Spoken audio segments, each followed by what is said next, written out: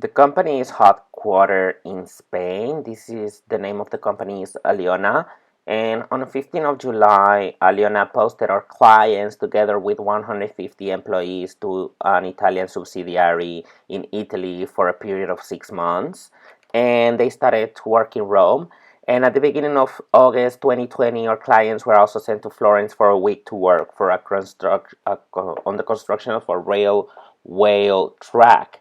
Um, Aliona pays the posted workers €9 with 54 cents, and this is accordance with the Spanish universally applicable collective agreement for the construction sector. Moreover, when working in Spain, construction workers are entitled to bad weather allowance and an allowance for working on Sundays. And in July 2020, Aliona stopped paying these allowances for the workers posted in Italy. According to the Italian universally applicable collective agreement for the construction sector, the minimum wage ranges from 10.15 an hour to €15 with 54 cents per hour, depending on the skills and experience of the worker. Moreover, the construction workers are entitled to holiday allowance for homework traveling, and a board and lodging allowance when traveling to another place to work. And at the end of the 2020, our clients asked their employee Aliona for an increase of salary in line with the Italian collective agreement, but unfortunately, Aliona rejected this a request from the employees. Now, according to the directive of the posting of workers, the clearly, according to the case law, clearly the court put a great weight on transparency, which entails that the employer should be able to discover in advance what its obligations are with respect to collective agreements, and probably even before tendering the contract to the employees, and these rules out bargaining at company level, as it was usual with regard with other wages in other countries. So this is a law that has been put in order to avoid dumping,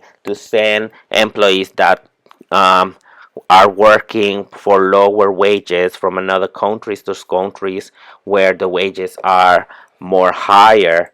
So according to the directive which is imposed to avoid these kind of things, the topic area in Article 3.1 and Article 1.1, consequently, the service provider cannot take this cost into account when comparing the actual wage base prescribed level minimum of rate paid in cost country, depending on the subject matter of their labor law entitlements as defined in Article 3.1 of that directive. Posted workers belong both to the host and home country. Regarding wages, working time, safety at work, and other minimum labor standards which influence the day-to-day performance of the contract, the posted worker is warranted protection by the host country. Here, preference is given to the actual place of work instead of the habitual one. But what about the other side of the coin?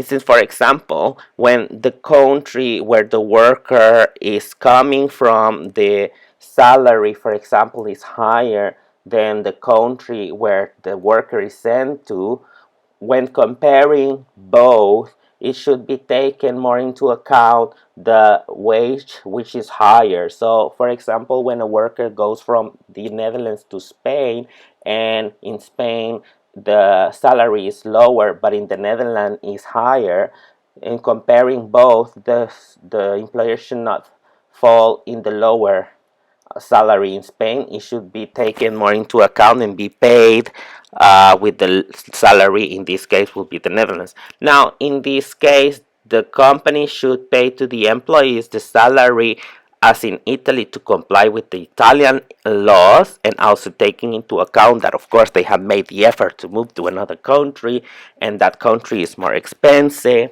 So this country, the company should fail and respect the directive and respect the minimum wage of the agreement that it has of the posted workers and the directive.